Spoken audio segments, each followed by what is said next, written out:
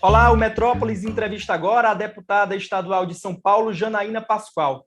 Ela foi eleita em 2018 como a deputada estadual mais votada da história do Brasil, com mais de 2 milhões de votos. Na eleição desse ano, ela é pré-candidata ao Senado por São Paulo, numa disputa que poderá ter como adversários o ex-juiz Sérgio Moro e o apresentador José Luiz da Atena. Deputada, muito obrigado pela entrevista aqui ao Metrópolis.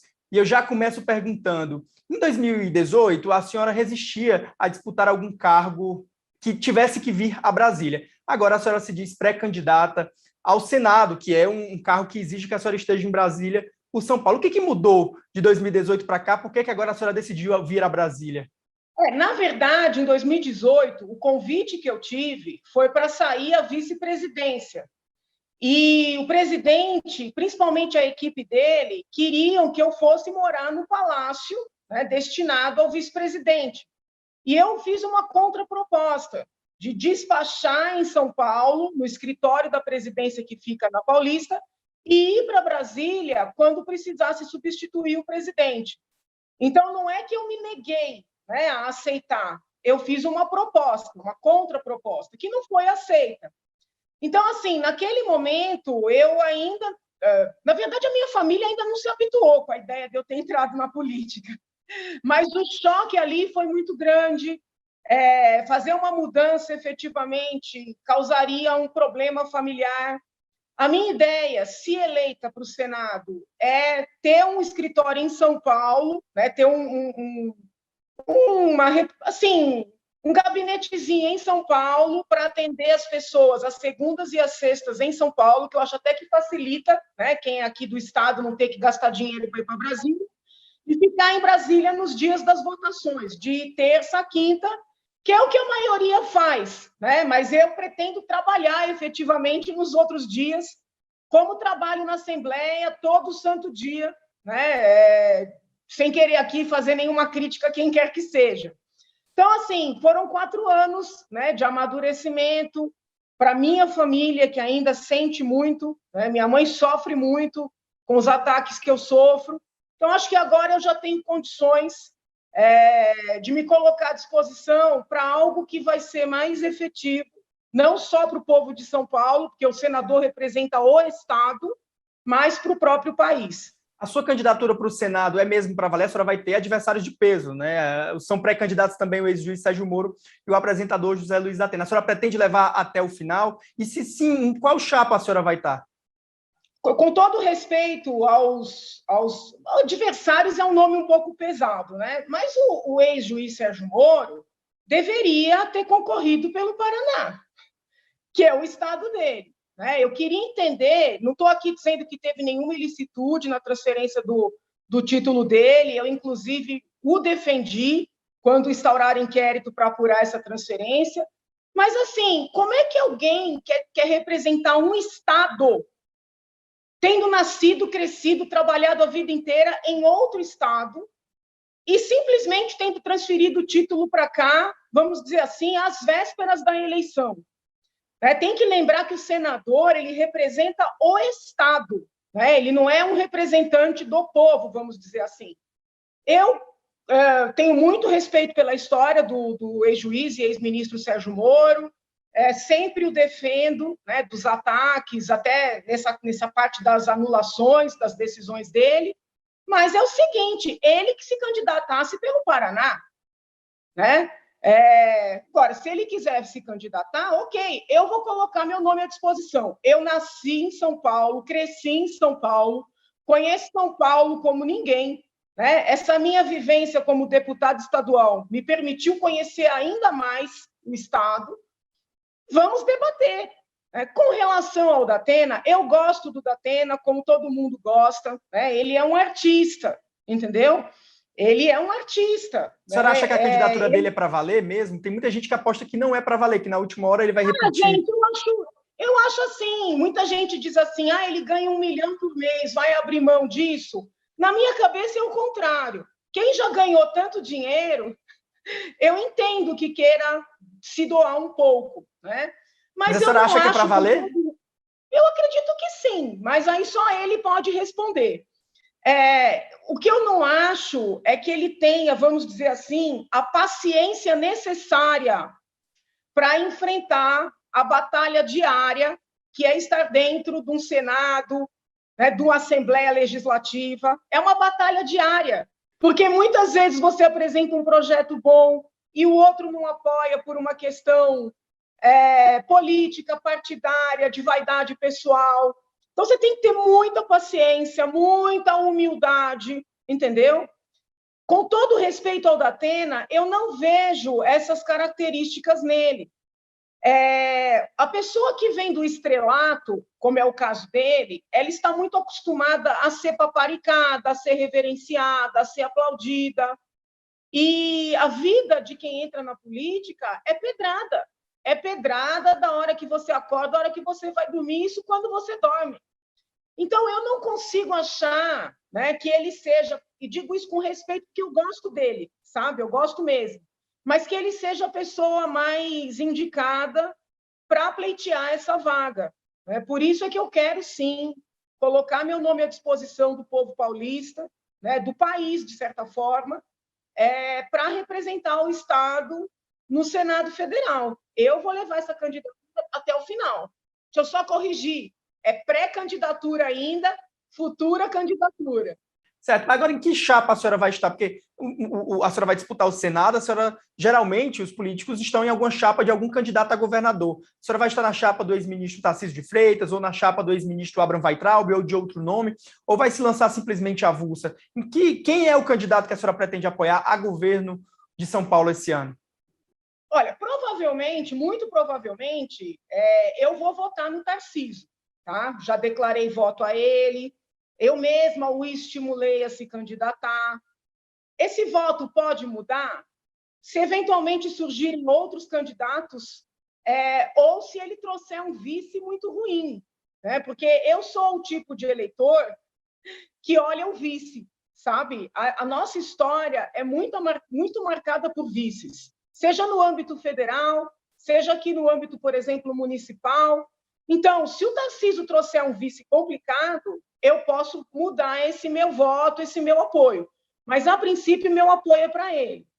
Mas a senhora já pediu a vaga do Senado, que há ali até uma disputa, né? Hoje o Datena é o candidato. Se o Datena não for candidato, há uma disputa ali. Tem gente do Palácio do Planalto que defende, por exemplo, que a deputada Carla Zambelli seja a candidata ao Senado na chapa do Tarcísio.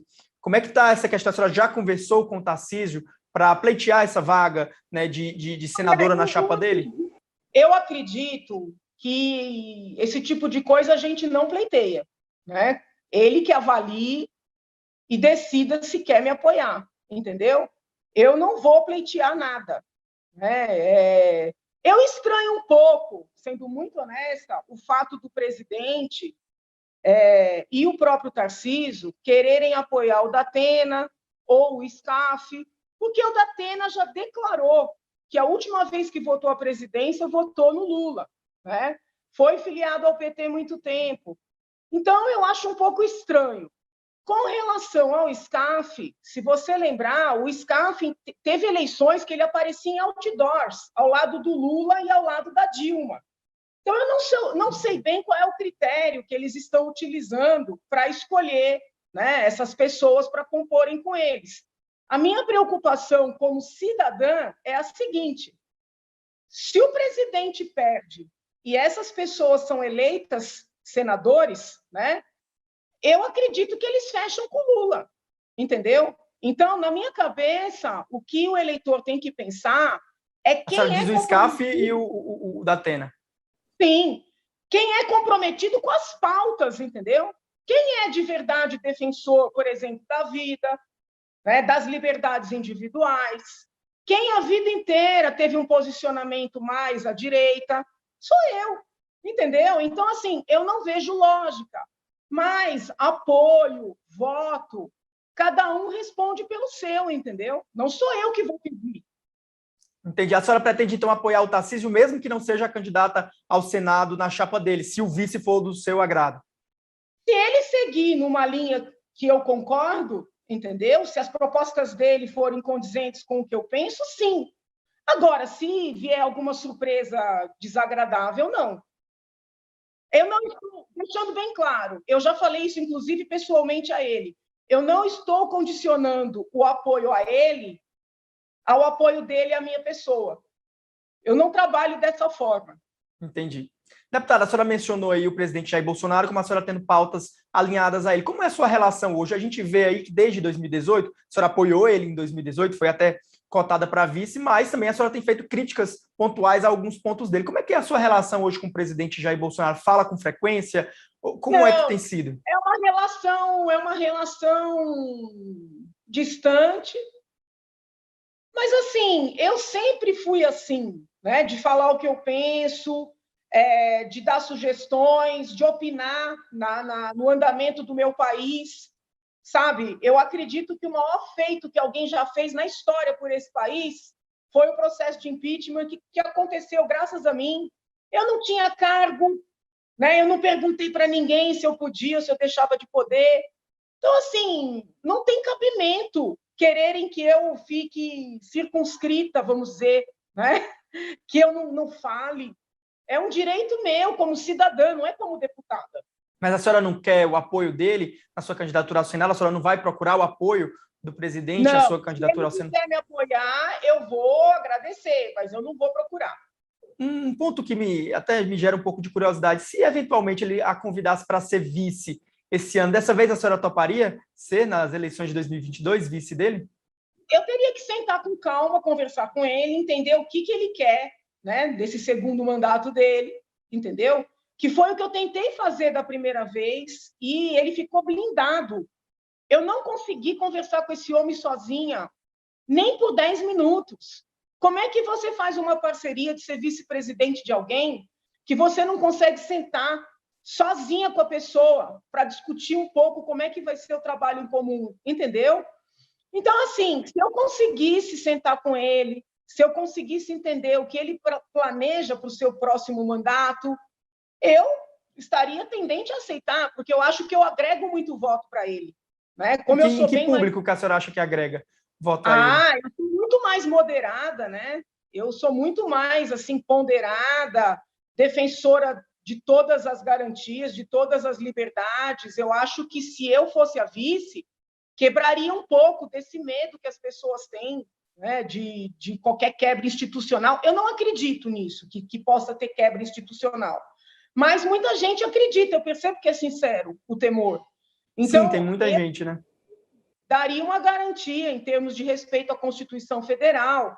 Mas eu acho assim praticamente impossível isso acontecer, porque o entorno do presidente é o entorno de adesão, né? Eles não conseguem entender esse exercício de independência. É uma dinâmica muito parecida com o petismo. Em que sentido que a senhora diz que é parecido com o petismo? Adesão, você tem que aderir, entendeu? As pessoas não têm independência, não têm vida própria. Tem que elogiar. Eu vou te dar um exemplo. Né? Recentemente, eu tive aí uma situação com a deputada Carla, que eu considero minha amiga, eu gosto muito dela. Eu votei nela. Se você pegar as redes da deputada, não tem nada dela. É só post de elogio ao presidente. Eu não consigo acreditar que isso seja o ideal do trabalho de um parlamentar, né? Seja deputado, seja senador. Então, assim, esse papel eu nunca vou fazer. E é isso que eles querem, é isso que eles acham bonito. Entendi.